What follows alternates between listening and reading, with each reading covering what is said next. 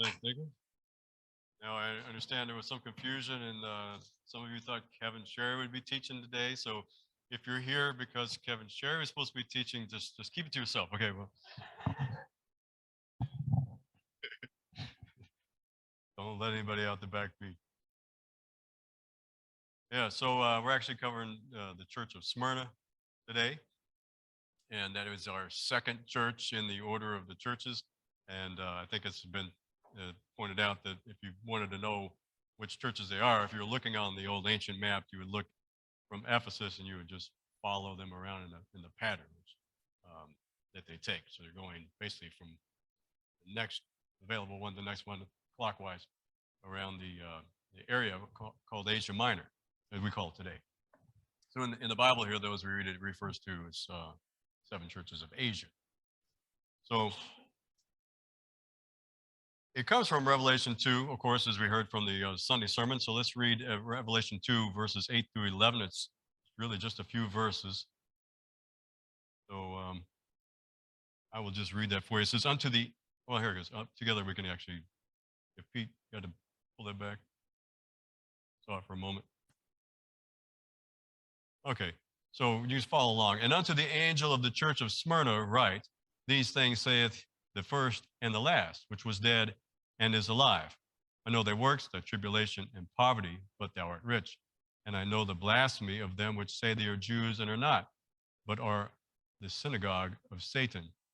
Fear none of those things which thou shalt suffer. Behold, the devil shall cast some of you into prison, that ye may be tried, and ye shall have tribulation 10 days. Be thou faithful unto death, and I will give thee a crown of life. He that hath an ear, let him hear what the Spirit saith unto the churches. He that overcometh shall not be hurt of the second death. So as we're going through this, we see that to each of the churches, as we go through each of them week by week, Jesus introduces himself to each of the churches, and every time his introduction is a little bit different. So to one church, he says, for instance, to Ephesus, which we covered, he refers to himself as the one who holds the seven stars in his right hand, who walks in the midst of the seven golden candlesticks, denoting himself as the ultimate authority and the source of life of the churches. And that was appropriate for what he was going to say to Ephesus. Now, to Smyrna, Jesus introduces himself as the one who was dead and is alive. And so why would that be important to the church of Smyrna? The one who was dead but is alive. Well, first of all, we probably should look back and see what the word Smyrna means, because it is significant. You might want to call it Smyrna, but really, I think Smyrna is probably more correct because it actually comes from the word myrrh, where we get the word bitterness. So myrrh, as we read about in the scriptures, it really means bitter. And it is from this word that we get the name Miriam and Mary, all mean bitter. It was Naomi who, returning back, they said, oh, it's Naomi, she come home. She said, no longer call me Naomi, call me Mari, for I am bitter. And so they're all meaning of the same, bitterness. So myrrh, of course, you probably know, is a spice, and it was used to anoint the dead during Jesus' time and long before, used to anoint the dead. And it is one of the three spices brought to the baby Jesus by the Magi in honor of his birth, but also in anticipation of his death. So Smyrna, even by name, refers to this bitterness or this death kind of related thing. And Jesus comes and speaks to them and introduces himself as the one who was dead and is alive. So he's really connecting and identifying with them. Now, as one who lived in the flesh himself, he is well acquainted with suffering, with bitterness, with grief and sorrow, as it says. He does not stand aloof, looking down. I don't know what that is, but if somebody was asking a question, let me know. But if it just needs to be muted, it can just be muted. So he actually lived and died in the flesh himself. So he lived and died. And that's not like you may see royalty or whatever that maybe sits up high above everybody else and looks down at all those peasants and how they have to live in the dirt and this, all that stuff that they have to deal with. And it's like, Yes, yes. Well, we need to do something for those poor folk down there. We pity them. Let's go and see what we can do. Let's throw them some crumbs or whatever, you know. But no, he came and lived as we live. So when Jesus says, "I know," to the churches, as he does, he says, "I know thy works." In this case, he says to Smyrna, "I know." Um, the word used is eido, which, of course, I don't speak Greek, so won't be none the wiser if I'm pronouncing that wrong, right? Which means to observe by personal experience. So he's saying, I know thy works. Not only does he like saying, I'm aware of your works, but he's like, I observe it through personal experience. I know what you go through. I know what you've dealt with. I know what you have to face because I've been there. So it's a different kind of knowing than saying, oh, I'm aware and I have that personal experience of this. So, and that's what he's saying. I know thy works. Um, so he can empathize specifically.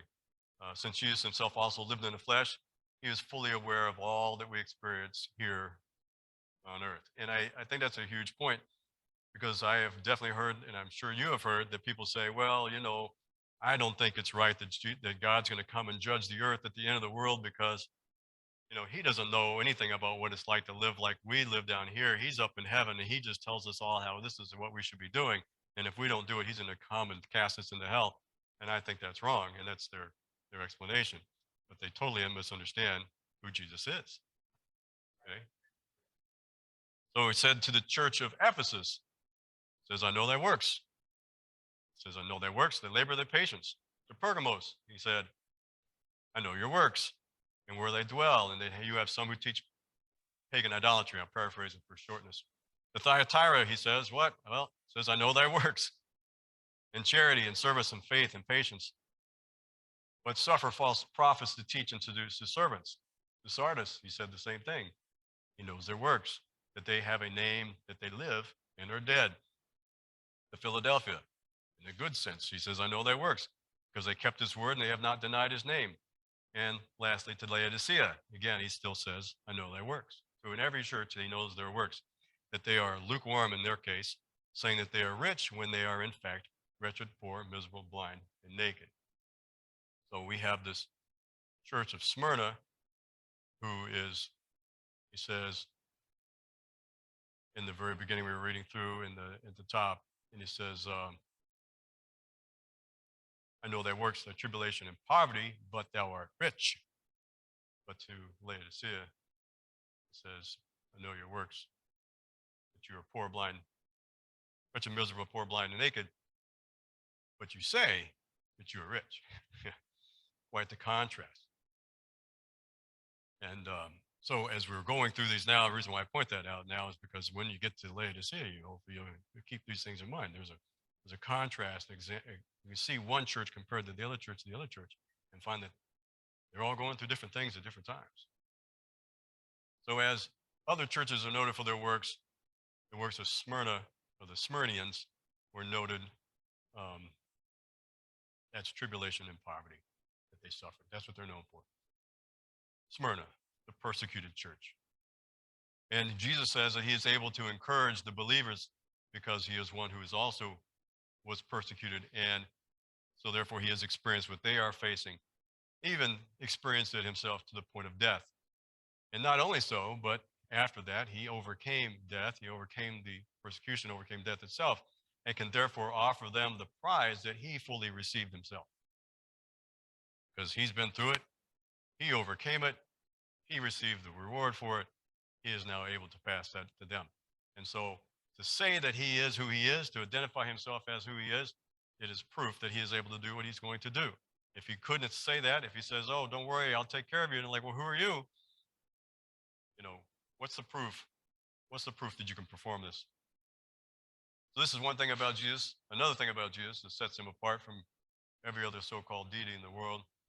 It says it well in Hebrews 4:15-16. Hebrews 4:15-16 says, for we have not an high priest which cannot be touched with the feelings of our infirmities, but was in all points tempted, like as we are, yet without sin. Let us therefore come boldly unto the throne of grace that we may obtain mercy and find grace to help in time of need. Jesus does not disclose any faults to this church. There are only two churches that this happens in these seven churches of Revelation. And when he speaks to them, it would be Smyrna and then Philadelphia. So he does not at any point say like, well, I know you're going through all this, but I also have this problem with you over here. Not at all. It's just saying endure, endure, endure. I know it. I know what you're going through. Just maintain. So he doesn't disclose any faults. Instead, he recognizes that though they're poor, they're rich in God. Now, tribulation, as it says, it could refer to anguish associated with poverty. That'd be tribulation, going through it. But there is clearly persecution. So we can't just say, well, they're just poor people, therefore it's a hard life. That's not what it's getting at here. They're suffering persecution. And for this is the major theme of Christ's warning to his church of the death spice, if you will, the church of the death spice. That the devil shall cast some of you into prison, that you may be tried, and you shall have tribulation 10 days. He doesn't say, your cable might get shut off, and you might not be able to go out to McDonald's as much as you like. So definitely severe persecution. When we look at that today, it's difficult for us to recognize how this might apply to us, because we're sitting here in our nice cushioned chairs with the air conditioning on and so forth. But there are churches in the world that suffer very tremendous persecution. Even in our ministry, there are churches that suffer tremendous persecution. We know of stories of in Sri Lanka, for instance, where they were targeting the churches. And Jesse and I were talking about the differences between the Hindus and the Buddhists in Sri Lanka. Now the Hindus are kind of like second-class citizens. They brought the Hindu over to work in the tea plantations and then left them there, and so never gave them citizenship. But they said, well, now you're here and you're part of the nation, but they never really granted them citizenship, but they couldn't get back home because they're just poor tea workers, and so they looked down on them tremendously, and so they would put up their Hindu temples, and the Buddhists wouldn't like that. But all that set aside, everybody hates the Christians. You got all these different factions, but the Christians, they're the ones that they're the low end of the low end. So, they're going to be suffering persecution, and it says 10 days. Now, the Bible doesn't tell us anything specifically in the Bible about the outcome of this prophecy about them being having tribulation 10 days, but history does record some of these things that we might think it applies. Okay, Polycarp. They actually taught about Polycarp in Children's Church on Sunday. I didn't realize they were teaching Polycarp in Children's Church. So if you guys don't know who Polycarp is, you probably need to go to Children's Church. So they're talking about Polycarp, who was a figure in history. He was supposedly a disciple of John, and he was martyred in Smyrna in AD 155 by fire and sword, apparently. And according to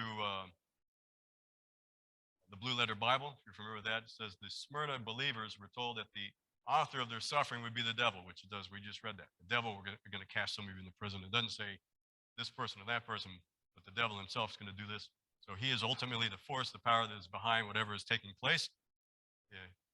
And its duration would then be 10 days, which, again, Blue Letter Bible says, which was doubtless a prophetic reference to the 10 great persecutions under the Roman emperors, beginning with Nero in AD 64 and ending with Diocletian in AD 310.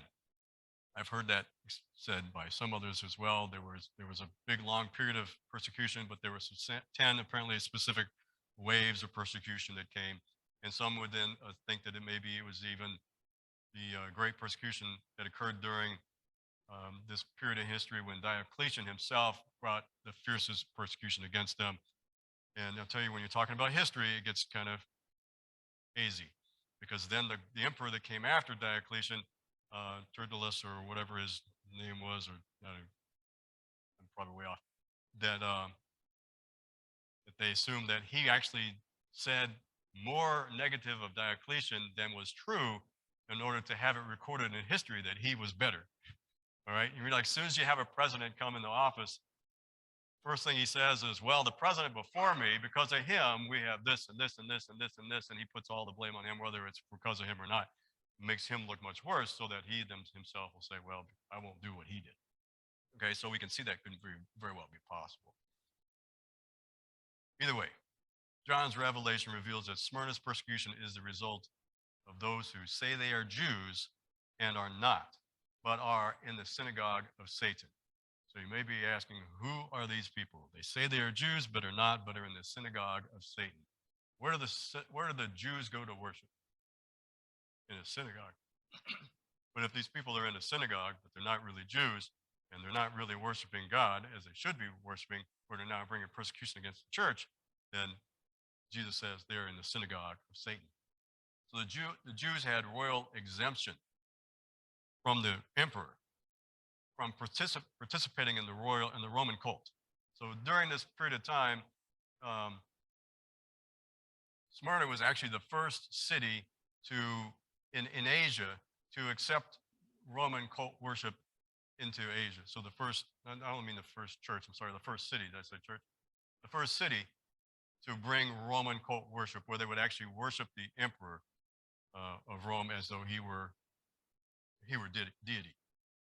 And I mentioned this once before in a sermon, I think it was a Palm Sunday, when I told you they had uncovered this ancient manuscript found in Rieni, again, modern day Turkey.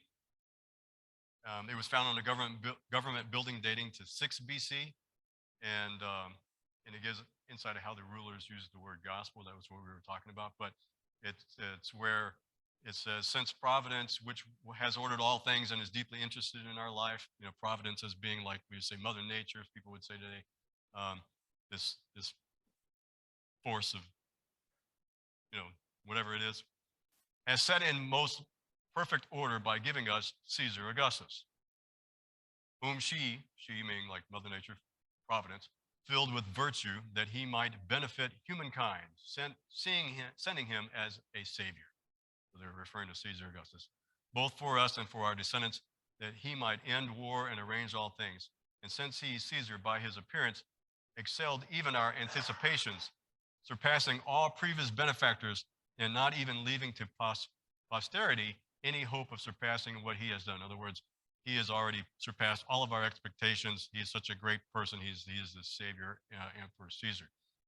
And since the birthday of the god Augustus was the beginning of good tidings for the world that came by reason of him, which Asia resolved in Smyrna. That's from that script, okay? Which Asia resolved in Smyrna. So the god Augustus giving him praise for being the savior, and this was off a building apparently in Smyrna. So Smyrna was that first city in Asia Minor to erect a temple honoring Rome and its Caesars. And so because of that, they had this Roman cult worship. Imagine that you lived in a place where the government declared itself God, manifest in flesh, and decreed that everyone must worship according to the dictates of the governmental cult, offering sacrifice to the government idols at government temples and obeying the practices that they dictate. If you did not, you didn't do all this, you'd be denied access to the benefits that the government provided. You'd be sanctioned. You'd incur heavy taxation, or maybe even fined. You'd be unable to work for the trade guilds because you wouldn't comply to the mandates. You'd be censored on on FaceScroll. FaceScroll, and unable to get a loan because of your low social credit score. And we're talking about BC. All right, so Smyrna. So imagine that. If you can imagine, I'm sure you're like, no way, there's no way we can imagine that today. That never happened. It says you either follow what the government says and accept its belief system, or you cannot function in society. That's what they were saying back then. And those repeat offenders were killed. But they really did. They have really strict ways that they had to happen, and they would say, you comply, you comply, you comply. And a lot of people would eventually comply. But there were certain people who would never comply. The Jews had a reputation of noncompliance that was centuries old. They just refused to comply over and over and over and over again. All the people that tried to conquer them and so forth, they're like, no, we're God's people, and he gave us promises, and we're just not going to do it because They said, we've already fallen to this other stuff before, but we're back and we got our homeland, whatever. We're in Rome. Rome may be ruling us, but we're here. We're waiting for our Messiah, and you're not it. Sorry. So Rome, they basically gave them a pass. They said, okay, well, you know what? We're not going to break the Jews. We're just going to have to suffer them. So everybody else follow along with what we say, but you Jews, just understand they're in their own class. We don't like it, but they're in their own class. When the Christians emerged on the scene as a fulfillment of the Jewish faith, so they were actually fulfilling what the Jewish faith was, but they emerged on the scene. They were initially seen as part of the Jewish faith themselves, which would make sense because they really were. And so they had this basically a sect that came from Judaism, but they call themselves Christians, but they still identified as Jews. And they also wouldn't follow the Roman way, the pagan way, or the Caesar worship, cult worship. And so the privileges given to the Jews extended to the Christians also initially. But then the Jews, they didn't like the Christians a whole lot, did they? Because the Jews kept going, or Christians kept going into the temple and preaching the gospel. And then people would get all upset about it, and they'd have times where they would like go after them and persecute them. Acts 12, 1-3, I'll give you a little example of it. And then Acts 12, 1-3 says, now about the time Herod the king stretched forth his hand to vex certain of the church, and he killed James, the brother of John, with the sword. And because he saw it pleased the Jews, he proceeded further to take Peter also. Then were the days of unleavened bread. And Acts 17 gives us a similar story. It says, now when they had passed, reading 1-8, when they had passed through Amphipolis and Apollonia, they came to Thessalonica, where was a synagogue of the Jews. And now it's talking about Paul and his crew when they were traveling through. And it says, and Paul, as his manner was, went in unto them, and 3 Sabbath days reasoned with them out of the scriptures, opening and alleging that Christ must needs have suffered and risen again from the dead, and that this Jesus whom I preach unto you is Christ. Now that must be kind of frustrating to have somebody come into your temple and your church, use your scriptures, and prove to you that you crucified the Lord and Savior, So they didn't like that a whole lot if they didn't accept it.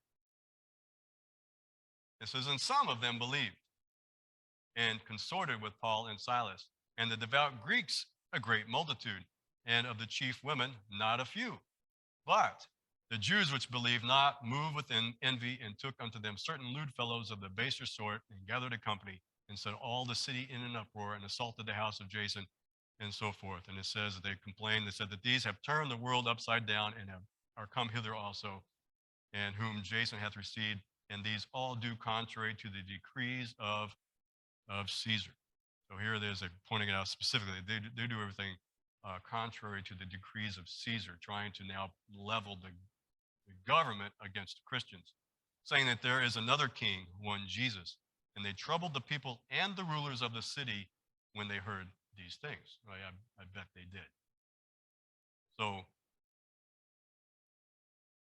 they were effectively, if the Jews started to denounce the Christians and saying that they are no longer part of their group, they were basically sentencing the Christians to Roman persecution, even sentencing to death by Roman persecution for their non-participation in the imperial cult. And that is what they did. So it was not just a thing to say, hey, we don't like them, we don't want to be part of them, but they were actually maligning them so that they would make an enemy of them and persecute them. And that's what happened. And they went through some severe persecution, as we see here in Smyrna. So Jesus sets the record straight by saying that those who have denied the Christians their Jewish identities are, in fact, the ones who are not true Jews. Romans 2:28-29 says this way, Paul says, for he is not a Jew, which is one outwardly, neither is that circumcision, which is outwardly in the flesh, but he is a Jew, which is one inwardly, and circumcision is that of the heart, in the spirit, and not in the letter, whose praise is not of men, but of God. So these Christians weren't targets simply because they were Christians, but because they were the ones who wouldn't comply. It's not like the Romans sat around and go, who are we going to persecute? Well, let's just pick this group. They're all trying to get everybody to comply to what they want, their demands to be worshipped and so forth. And the ones who will stand out, they will say, definitely, will not do it, we will not comply, are the ones who are going to be persecuted. Of course, even the Jews, they wanted to do that, and they were second-class citizens themselves for all that for all the stand that they took. But are Christians the sole target of tyranny and oppression today? No, it's not, right? As soon as ungodliness grows in the world, more and more people are going to comply to the governmental religion, the world religion, if you will.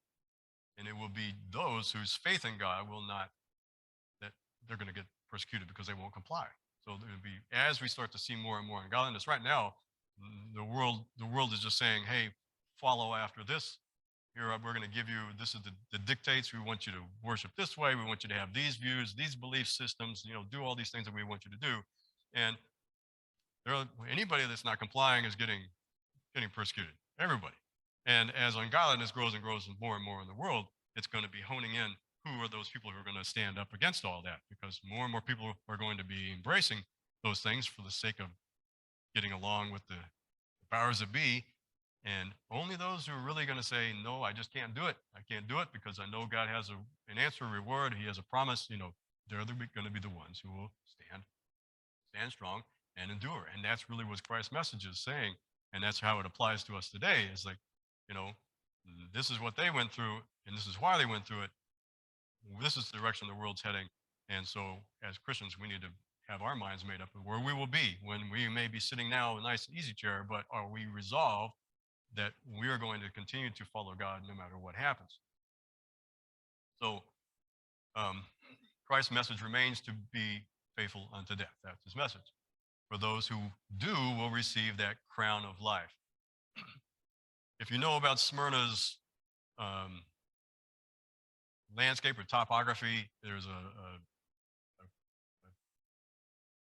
elevated platform or a mountaintop, whatever this flat, and it has buildings built around it. And they say it looked like a crown. It had a little appearance. It was like nice to see from a distance. It had this big crown that was around the top. So it was known for this majestic crown of porticos, and that's how they knew it in the ancient days. And this could create a vivid image in the minds of our Smyrna saints. The word crown, in the term, when he's talking to them, we receive a crown of life. Maybe they could be picturing that, just as Jesus said, the one who was dead and is alive. He would say other things for other churches, but he's always pointing himself as being the full answer of those things. Like, to the one, he may say crown, but like, not that crown, not the one that Smyrna is known for, not the fortress that you're talking about over here, or not whatever it is that you would, the temple, the beautiful vineyards, whatever it would be, it doesn't matter. It says, you're known for this, but I am that, I am the fulfillment of all these things. So they may have that in their mind, but now he's saying, no, I'm putting myself in that place. I'm going to give you a crown of life, much greater than what you're seeing here. The word crown in the term crown of life comes from a word literally meaning to twine or wreath, because it's referring to that when you see, not quite the same anymore, but in the Olympics and so forth, and they put that laurel wreath around the top of the head. It's made out of vegetation. They're using olive branches or whatever it is, and they're breaking that little wreath that goes for the winner. So it actually refers to a victory wreath given to whoever wins a contest or a race. And it's the same term used by James in chapter 1, verse 2, in the book of James. Blessed is that man that endureth temptation, for when he is tried, he shall receive the crown of life, which the Lord hath promised to them that love him. So that's the crown that we're talking about, the crown that we're seeking.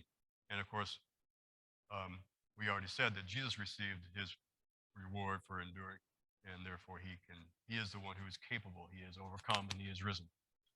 So lastly, the believers are assured that those who overcome will not taste of the second death. This does not imply that they shall escape death altogether, that they'd never die. On the contrary, Christians overcome by enduring unto death, but they need to stay faithful to the point, even if they should be killed for their faith. as John's revelation later points out more specifically, that second death is when death and hell and those not found in the book of life are cast into the lake of fire. Hopefully you remember this from the sermon on Sunday morning, Revelation 20, 12 to 14. You can also read it in 21, 7 to 8. So Revelation 20, 12 to 14, and Revelation 21, 7 to 8. This promise to not taste of the second death isn't given by a mere man. It comes from the first and the last, who was dead and is alive again. So we should be able to take that to heart, saying who this comes from, that the promise must be good. We do not today see persecution on the level of the Church of Smyrna, what they experienced, but we should understand that the greater our stand for God, the greater the likelihood of persecution. So if we're not seeing persecution, we may be in a nice place in the world where it's accepted that we are doing what we're doing. It could be, though, that we just aren't making a stand for God that would incur the persecution. Also, the easiest way to avoid persecution is to, of course, conform to the world, like we said. But they who do will be cast into the lake of fire. So we don't want to be among them. So that brings us to the end of the study. And turn it back to, okay, Pastor Malcolm.